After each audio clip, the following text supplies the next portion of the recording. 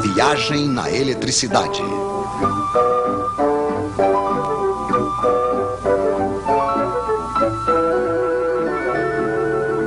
Os Três Mosqueteiros. Agora sabemos o que é a eletricidade. Entre dois fios, liga-se um gerador. Dentro de um dos fios, temos elétrons demais. Dentro do outro, falta. No outro lado dos fios, os elétrons passam através de um receptor, desprendendo energia. Isso faz uma corrente de elétrons. É muito simples. Infelizmente, na prática, não vemos os elétrons. E se vocês quiserem se situar nos circuitos elétricos, precisam de um pouco mais de informação, é claro. Esses senhores vão nos ajudar. O gerador cria entre os dois fios uma diferença de potencial ou tensão. Isso é medido em volts. Obrigado, Sr. Volta. O gerador pode ser uma pilha, uma bateria de carro ou simplesmente uma tomada. O receptor pode ser uma lâmpada, um ferro de passar, um radiador elétrico, enfim, uma quantidade de aparelhos mais ou menos potentes.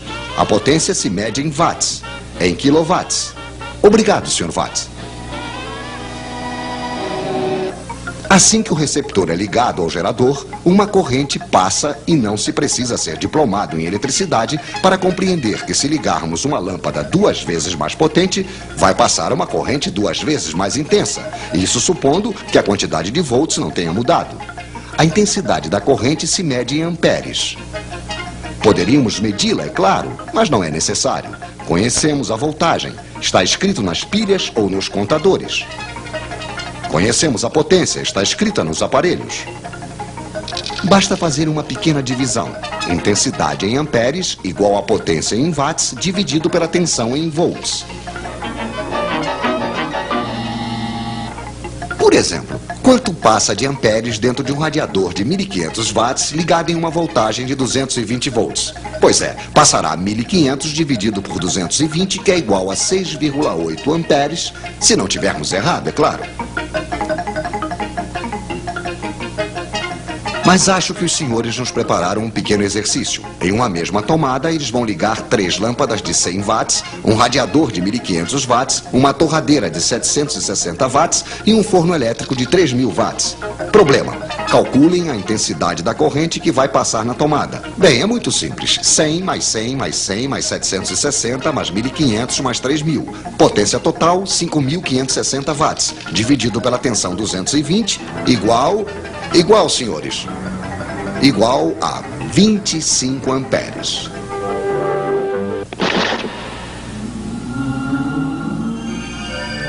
Pois é, não passou absolutamente nada.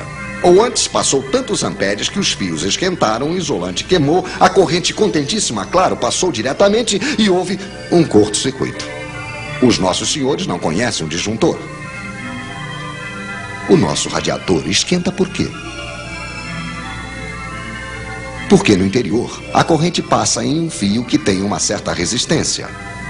Para a resistência dos receptores, precisamos de um quarto mosqueteiro, o ohm, que se escreve ômega. Obrigado, Sr. Ohm. Poderíamos medir esta resistência, mas também não precisamos, pois é calculada facilmente.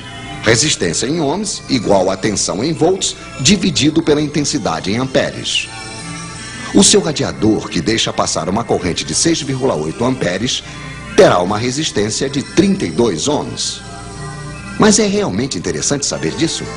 Sim, pois os fios que vão para o radiador também têm uma certa resistência. Se eles são finos demais, longos demais e estão em péssimo estado, terão a mesma resistência que o radiador e vão desprender o mesmo calor que este, o que será suficiente para fundir o isolante. Moral da história: fiquem atentos para não deixar passar amperes demais em seus fios. Então retenham os nomes dos seus 4 mosqueteiros: watt, ampere, ohm, volt, e se além do mais vocês retiverem sua fórmula, estarão quase diplomados em eletricidade.